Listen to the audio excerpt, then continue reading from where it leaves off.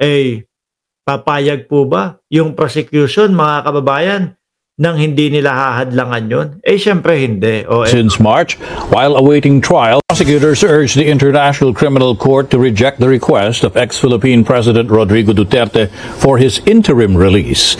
Duterte has been detained at The Hague since March while awaiting trial for crimes against humanity. The prosecutors insist Duterte's continued detention is necessary to ensure his appearance at his trial and to prevent him from paano pagka pinayagan yung interim, mga kababayan, interim release? Oh, tapos sinabi nung bansa na, ay, kakalas na po kami, ayaw na po namin. Paano na yan? Diba? Paano pa habulin ng ICC yun? Hindi naman din ho pwedeng iuwi sa Pilipinas to dahil hindi naman po tayo kasama na sa ICC. Dahil din po kasalanan ng dating Pangulong Duterte yun. Di ba? Ito, tablado na ho talaga to, mga bossing. Obstructing or endangering the investigation into his alleged crimes.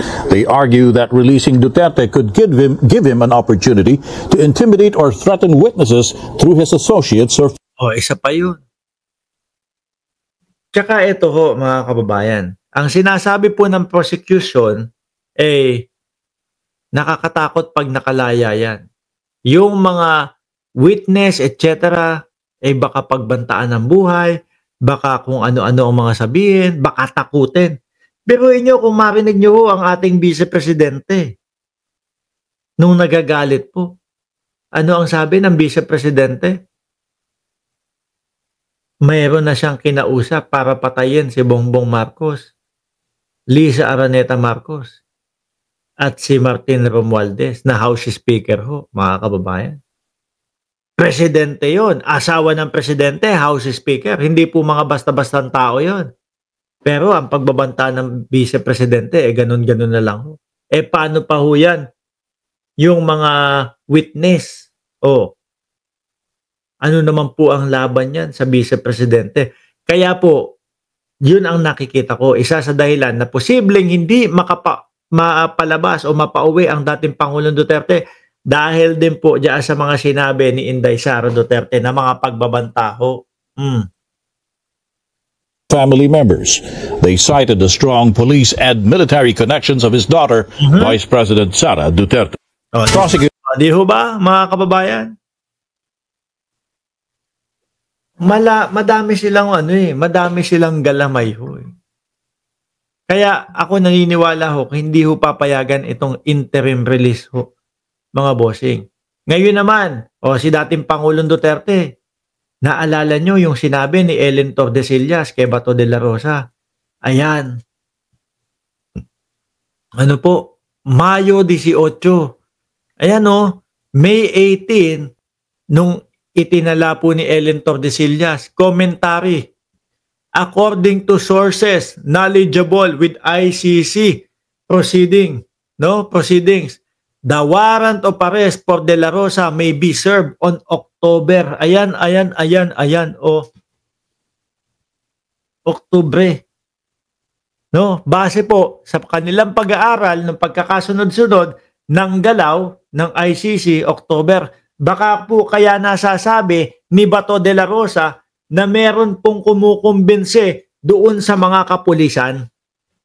Di po ba? O merong pumipilit doon sa mga kapulisan.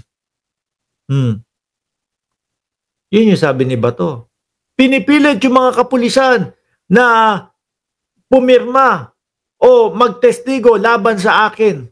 Baka ang katotohanan nun, Tobats, is nakipag-ugnayan na yung mga kapulisan. Dahil unang-una, nakita nila, kung si dating Pangulong Duterte, naioblo nitong mga ito. Ano pa kaya ako? Ako inutusan lang naman ng dating Pangulo. Makipag-ugnayan na ako sa kanila. Makipagtulungan na ako sa kanila para naman hindi mawalay ako sa aking pamilya. Di ho ba? Baka ito pong sinasabi ni Bato de la Rosa, mga kababayan, na paghimok po o pakikipag-usap doon sa mga kapulisan, kaugnay na din po ito para ma-serve na yung warrant of arrest ni Bato de la Rosa sa Oktubre ho. Ayan ho. Knowledgeable with ICC proceedings, the warrant of arrest for De La Rosa may be served in October if he is not physically present during the voting in impeachment trial. That's -1 for Sara Duterte. Oktubre. Malapit na yan. Ilang buwan na lang ho. Ngayon ay June, July, August, September.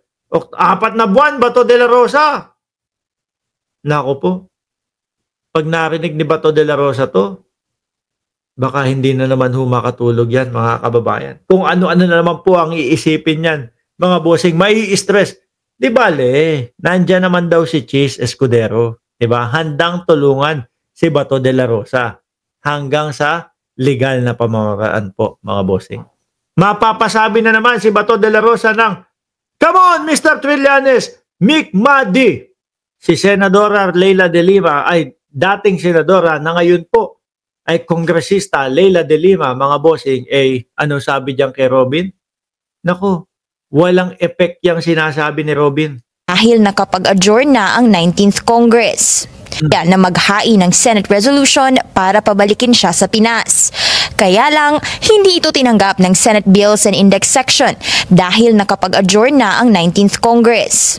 Sa reso, nanawagan si Padilla na agarang pauwiin si Duterte mula sa ICC detention sa The Hague, Netherlands. Layunin ng reso na maituon ng gobyerno sa national unity at tumutok sa mas mahalagang issue gaya ng kagutuman. Binigyang diin pa ni Padilla na bilang dating mayor, kongresista at may karapatang humawak ng sariling mga investigasyon. Nasa si de Lima. Itong dumaang midterm polls. Nagpahiwatig nga rin daw si Pangulong Bongbong Marcos sa interes nitong reconciliation o pakikipag-ayos. Nantino pa si Robin Padilla. Ang hina naman ng kokote. Alam niyo nahihilig ang mga DDS sa pagkain ng saging, mga bossing. Kasi ang saging mataas sa potassium. Puta, mga nagiging assuming. Ang akala nila sila lang ang pinatutukuyan ng ating Pangulo na reconciliation. Ang totoo mga kababayan, para sa buong mga Pilipino yun. Sa pamilya Duterte at pinaalala pa niya sa Senado ang umano'y historic mandate ng BBM Sara tandem noon na unity team. Kung hindi man yung tatay mo di ba? Kung ano-ano yung mga pinagsasabi ng dating Pangulong Duterte, Bisdak Vlog, shout out from Jensen, sabi ni Bisdak Vlog, yung tatay niya, kung ano-ano yung mga pinagsasabi, mga bossing, tapos ngayon, etong nakulong na, uniteam daw, gusto yung uniteam ulit. Mga siraulo. Ipauwi si Duterte ng walang ICC conditions. Sabi ni Padilla, pwede raw hilingin ng interim release habang hinihintay ang kanyang trial. Pwede raw ito gawin kahit ad cautelam o yung legal way para makipag-cooperate sa ICC without record. Sabi ni Jerby Navarrete, wag na tayong pa-stress kay Robin. FK Robin. Sige, alisin na natin si Robin Padilla. Bahala ka dyan, Robin Padilla. Total naman, walang nangyari dyan. At wala din magagawa ang Senado natin doon. Pag sinabi po ng ICC,